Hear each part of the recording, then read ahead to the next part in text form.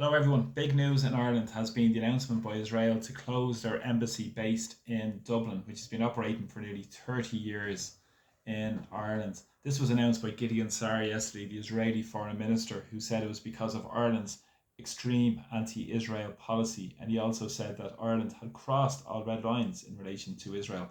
Now, for a bit of balance, this comes on the back of what's happened over the last 14 months in Gaza, where 47,000 people have been killed. Of that, 17,000 children. This is truly barbaric, horrific, and absolutely should be condemned by anybody who's against utter, really dangerous violence that's been inflicted on the people of Gaza. Now, of course, the political response hasn't been great in Ireland. Micheál Martin, Simon Harris has said it's regrettable that they're pulling out. Now, this is fascinating in the response because the Irish political establishment's response has never been strong enough. It's been led by the people. We've seen protests spark up all over the country.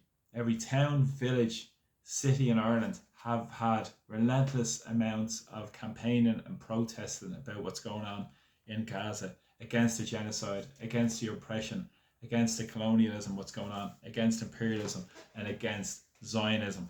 But what's important to note around this is the fact that the politicians are trying to backtrack now, and they're trying to say that they're fully behind the people when they're miles behind the people, because it was the people that won this. Over a year and a half ago, many people asked and demanded that the Israeli ambassador be expelled. Now, she was finally recalled back in May of this year, Dana Ehrlich.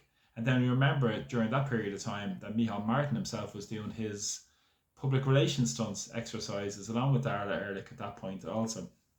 And what's also interesting with this is that months later they now decided to close their embassy, as I said, which has been in Ireland for nearly 30 years. Now, the political establishment have come out in force around this. Even Simon Coveney has spoken about the regret around these decisions.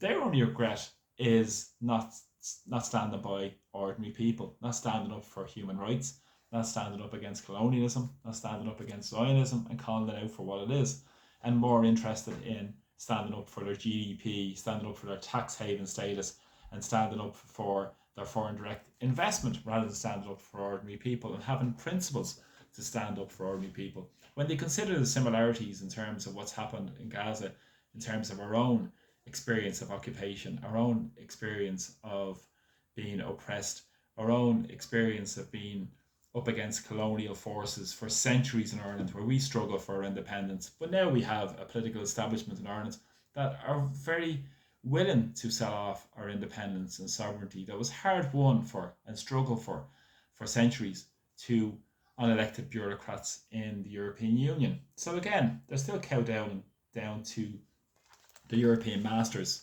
rather than serve the interests of ordinary people wherever they live, whether domestically here in Ireland or anywhere across the world. Now, this is also important because this comes in the back, as I said, of huge people power pressure that has led to the Irish government to act on this, such as taking part with the ICJ, International Criminal Court of Justice case for genocide against Israel. It comes in the back of the announcement by the Irish governments to recognise the Palestinian state.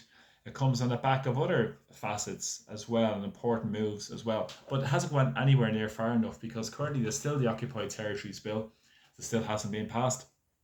There's still sanctions haven't been placed on this Zionist regime. And at the same time, we've known that the Irish government have been complicit in so much of this going on and continue to be complicit through the use of the Irish airspace for munitions and war machinery to go to Israel to enhance and to wreak havoc down on the people of Gaza. Now, also, what's important in Ireland as well is the money, because Israeli war bonds are still being ran through the central bank. They haven't clamped down on those war bonds being sold. And as well, it's interesting because also a report has been come out to say that a state-owned company has 1.3 million euro shares in Palantir, the software AI company that's involved in spyware for the IDF in Israel. And of course, if people would remember, last week it was Owen Hayes, the recently elected Social Democrat TD for Dublin Bay South, who still hasn't resigned the seat. But again, he benefited from shares in that same company as well, benefiting from the war machine, but at the same time talking out both sides of their mouth and saying they're against the war machine. Because what's generally happening, and people will claim it's anti-Semitic to talk about certain things, and this is what's being pushed by the big corporations and the powerful lobbyists we see all around us. We see the US being captured by APAC. We see it happening across the corporate media across Western Europe, and we see so many people who are actually talking out against what's going on, not in an honest way, but in a way that benefits the oppressors and benefits the colonial forces and benefits the Zionism that's at play in Israel. Because ethnic cleansing is not anti-Semitic. It's standing up against genocide because the Arab people themselves and their language is Semitic. So it displays all the nonsense that they try and push out of people as well. And so many of the Zionists who are in Israel are from Europe, from the United States, and from many more countries as well. So it is important as an Irish person to be happy at what's happened, because it is important to stand up for real human rights, but stand up as anti-colonialism, anti-imperialism, anti-occupation, and anti-genocide. And that is fundamentally on the side of neutrality, to stand up against colonialism.